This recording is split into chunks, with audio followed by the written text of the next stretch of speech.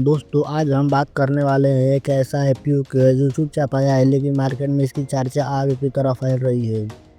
तो इसका नाम है सुदीप फार्मा आईपीओ। क्या ये अगला मल्टीबैगर बन सकता है? क्या इसमें लिस्टिंग गेन मिलेगा?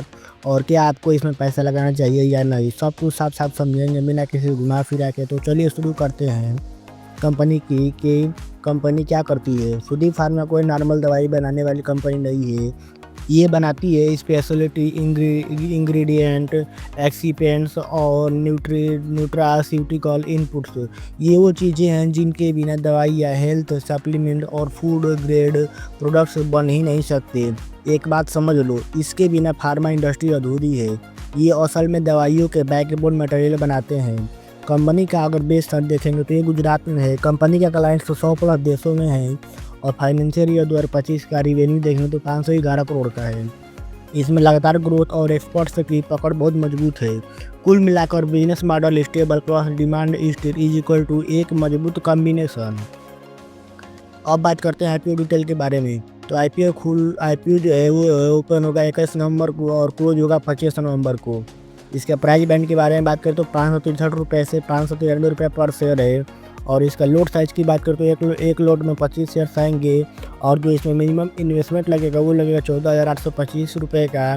और जो इसके टोटल इशू की बात करें तो वो लगेगा 895 करोड़ का टोटल इशू है। और जिसमें से 95 करोड़ फ्रेश इशू है और 800 करोड़ OFS यानी कि ऑफर फॉर सेल है।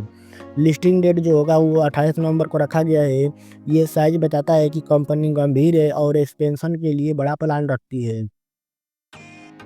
अब बात करते हैं जीएमपी के बारे में। अब आता है सबसे मसालेदार हिस्सा जीएमपी।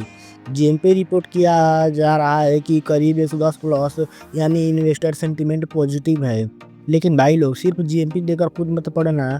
ये सिर्फ मार्केट मूड बताता है, गारंटी नहीं।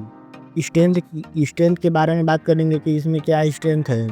तो इसमें कौन से बताता हूँ आपको। डाइवर्सिफाइड प्रोडक्ट, एक ही सेगमेंट पर निर्भर नहीं, कई हार्ड डिमांड प्रोडक्ट्स बनाती है। और अगला है ग्लोबल रीच, 100+ देशों में ग्राहक यानी ग्लोबल बिजनेस का इज इक्वल टू काम जोखिम।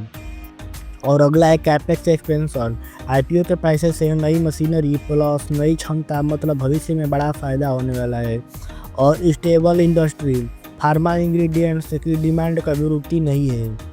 और अब इसके बारे में रिस्क के बारे में बात करते हैं। हर आईपीओ में सौद भी होता है और थोड़ा सा करेला भी। तो इसका अगला है कस्टमर कंसंट्रेशन, कुछ बड़े क्लाइंट्स पर ज़्यादा निर्भर रहता है। और वर्किंग कैपिटल बढ़ रहा है, कंपनी को पैसा ज़्यादा घुमाना पड़ रहा है यानी कि कैश फ्लो रिस्क में पड़ता है।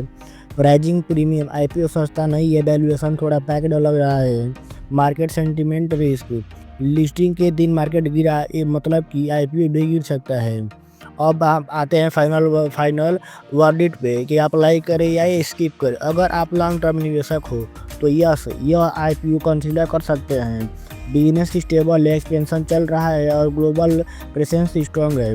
अगर आप सिर्फ लिस्टिंग गेन चाहते हो तो हाँ, चांसेस अच्छे हैं लेकिन रिस्क भी उतना ही है। जीएमपी ने अभी तक पॉजिटिव वाइब दी है पर गारंटी भगवान भी नहीं देते हैं। सेफ स्ट्रेटेजी, एक स्मॉल एप्लीकेशन डालो, लिस्टिंग पर बिहेवियर देखो, ज़रूरत हो तो प्रॉफिट बुक करो।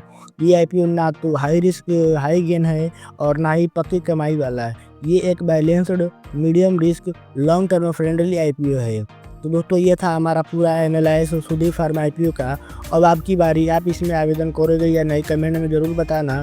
अगर वीडियो पसंद आया हो तो लाइक से और चैनल को सब्सक्राइब कर देना। मिलते हैं अगले धमाकेदार एनालाइसिस में, तब तक स्टे स्मार्ट, स्टे इन्वेस्टेड।